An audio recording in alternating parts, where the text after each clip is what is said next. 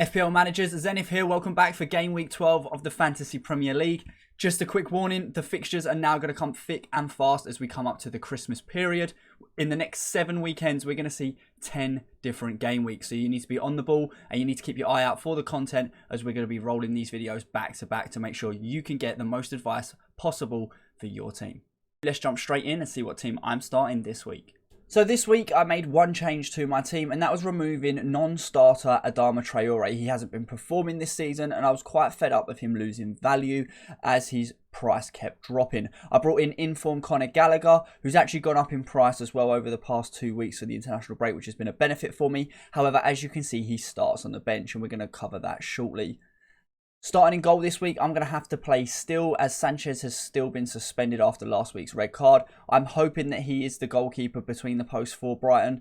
Otherwise, I'm going to have no starting goalkeeper this week and I'll be in a bit of trouble there. They are facing an Aston Villa side that are going to be out to impress, with new manager Steven Gerrard taking the helm for his first Premier League fixture. It's going to be interesting to see how they perform, especially as Brighton haven't won any of their last 5 Premier League fixtures after a fantastic start. So I'm hoping they can at least keep a clean sheet. The back line is pretty self-explanatory. Trent, Alexander Arnold, whilst I believe Liverpool should also be able to keep a clean sheet and keep Arsenal out of their net, Trent provides so much threat going forward that an assist or a goal is always on the card, especially when you look at his dead ball ability, and that free kick he scored against West Ham last weekend was phenomenal. Next up is Antonio Rudiger as the Premier League leaders go and visit Leicester. Now, Jamie Vardy is off form, but the guy should never be written off, and that is why Rudiger doesn't have a goal trim around him this week, as I do think there is a potential for Vardy to get a goal against the best defensive team in the league so far this season. Speaking of best defences, we're going to go to João Cancelo next, who's been an integral part of Man City's backline, having only conceded 6 goals in the opening 11 fixtures so far this season. Not only is Cancelo getting huge defensive returns playing for City,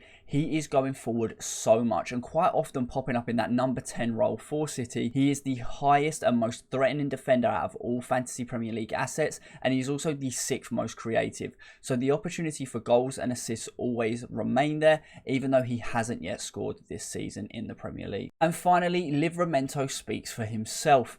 Considering that Norwich have only scored 3 goals in their past 7 games and have only won 1 game this season, I'm confident that the Saints can keep Norwich out and keep a clean sheet. And with Livramento being such a cut price defender, he has to stay in the side. He's performing so well and I'm really pleased with the purchase. Moving on to our midfield, we're going to look at Phil Foden next, who does have a 75% chance of playing as he has been flagged for this weekend. It is worth noting that at his press conference, Pep Guardiola did turn around and say that he doesn't believe that Jack Grealish will be ready for this weekend, but he did say that when it comes to Phil, we will have to see, which is more of a promising because he hasn't ruled him out. So I'm leaving him in my starting 11 because if he doesn't start, I don't think he'll make a cameo appearance, which means Conor Gallagher will then come off the bench.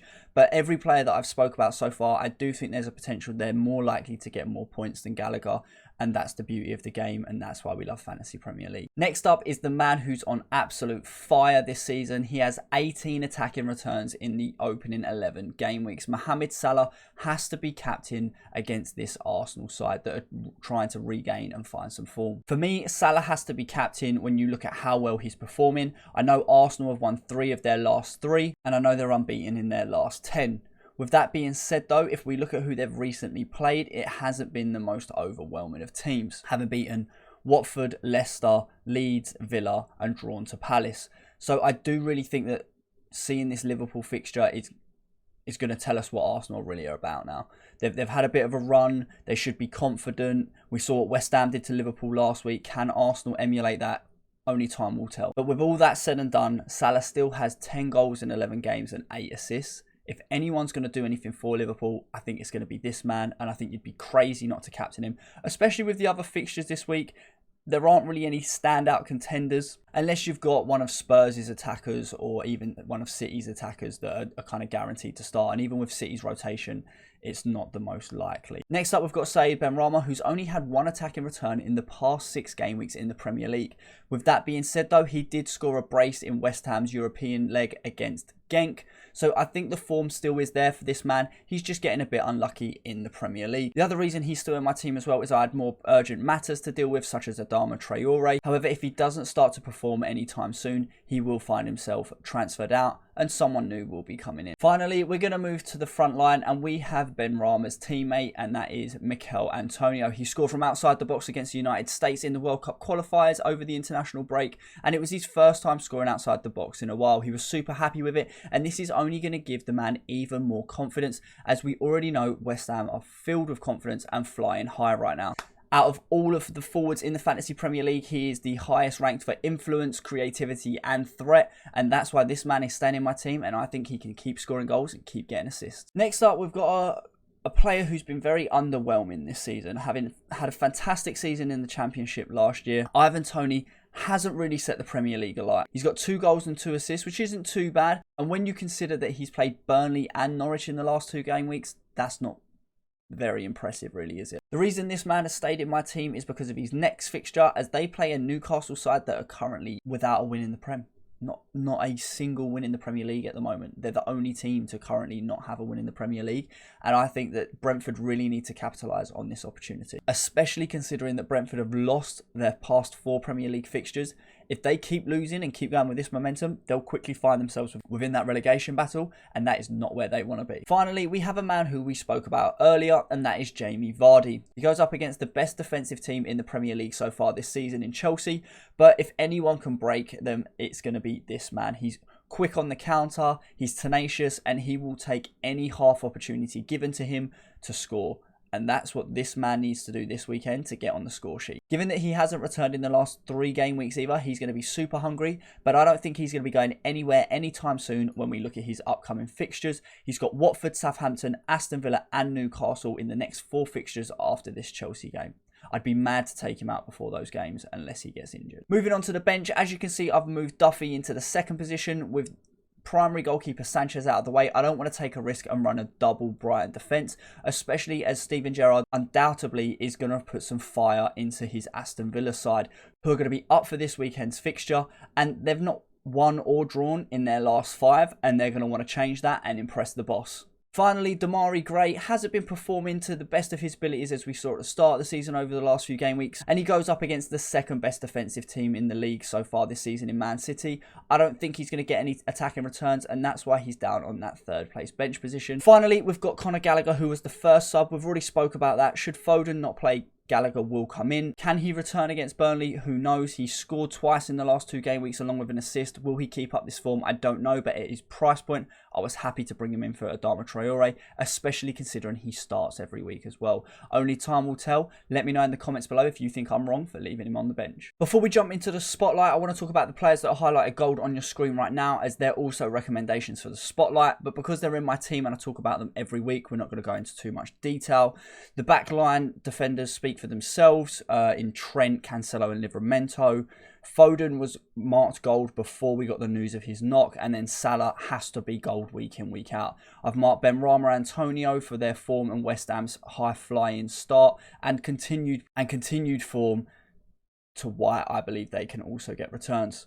Now, moving into the spotlight, one person that I'm going to talk about to start with is actually a teammate of Conor Gallagher's, and that is going to be Vincent Gator. Crystal Palace's defensive underlying statistics are fantastic despite their tough early fixtures so far this season. It's worth noting that they have actually conceded the fewest big chances across the past 4 game weeks. So this man is definitely one who can keep a clean sheet, get some extra bonus points from making lots of saves as well as save points. And in the next 5 game weeks, he has only 1 fixture that's been rated a difficulty of 4. For the rest of the spotlight, I've got 2 players per position for you this week, and there's going to be a bit of a theme with one particular team, but we're going to start off with Ben Johnson of West Ham. We've already spoke about how well West Ham are doing and how high they're flying, and we actually heard this week that Angelo Ogbonna is going to need surgery and he's going to be out for a while. So I'd already made my decision to recommend Johnson before I saw this news, but I'm sure Craig Dawson can step up, take Ogbonna's place and slot in right next to Kurt Zouma and continue the fine form that West Ham have been given. Johnson started all 4 of the previous Fantasy Premier League fixtures. That's partly due to an injury to Soufal, and Johnson hasn't let this opportunity go to waste. He's kept a clean sheet against sides such as Everton and Tottenham, and whilst they did concede to Aston Villa, he did also manage to get an attacking return, which shows his ability to actually get forward as well. He's also only rated 4 million, so this does mean that if Soufal comes back into the side, you're not going to be kicking yourself having spent a lot of money because he's at a bench price point anyway. It's also worth noting that as we hit December and come into the really busy patch, that Johnson has 6 out of 7 fixtures that are rated just a difficulty of 2, and that's really important over a busy period to have the easier sides to play.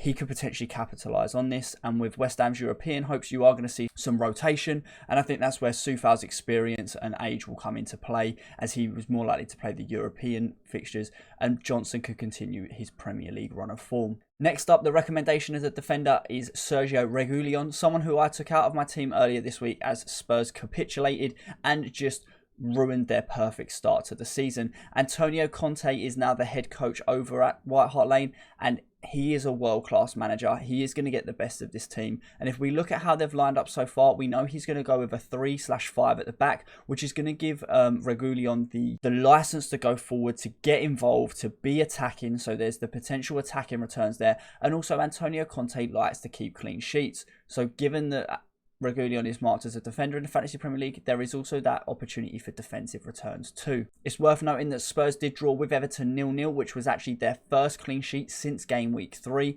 and this is hopefully a sign of things to come. And when you look at Tottenham's next 10 fixtures, 7 of them are rated a 2 fixture difficulty.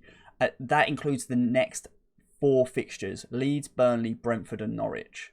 Fantastic fixtures for Antonio Conte to really show the Premier League what this Tottenham team can do and what he can do as a manager.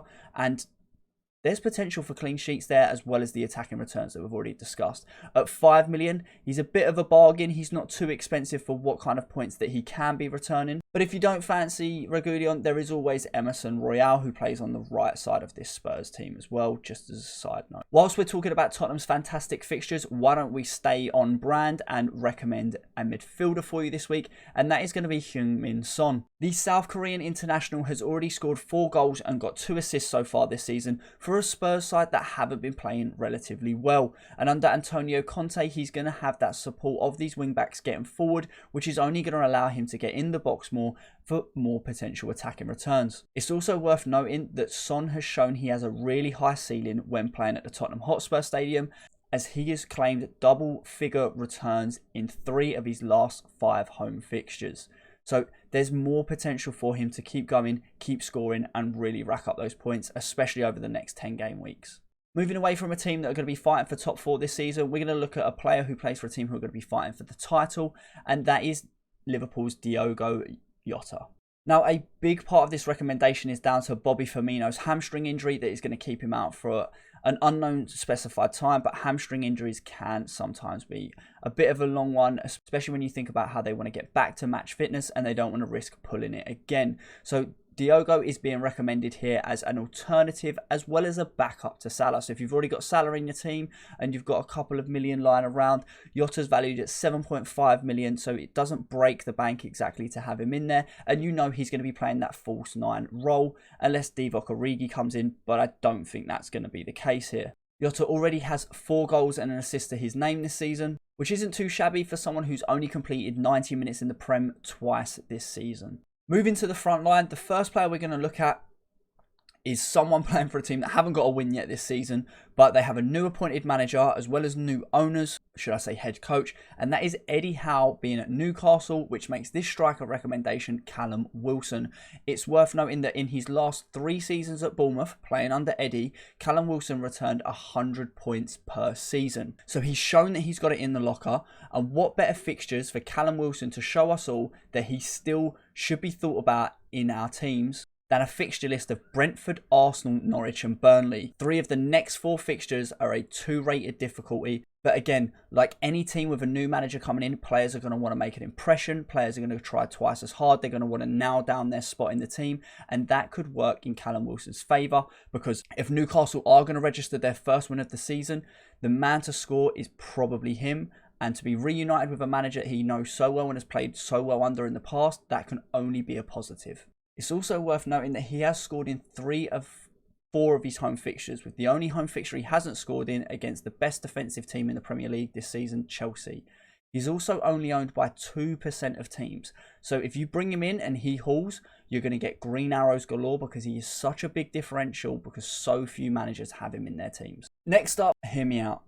We've already spoke about the team's fantastic run of fixtures. And if you look at this man's form, I know they only played San Marino and Albania, but he scored 7 goals in his 2 games for England. Harry Kane is not one to be overlooked. When you combine his goal scoring ability with the fixtures he's got coming up and a world-class manager like Antonio Conte, who's obviously going to look to provide this man with more goals and assists throughout the rest of the team looking for him, it's only going to spell good things for fantasy Premier League managers that back this asset. He's not even in 10% of teams yet, so if he does return and you're gutsy enough to bring him in, you're going to see big green arrows and you're going to fly up those overall leaderboards, and you're going to do really well in your mini leagues as well.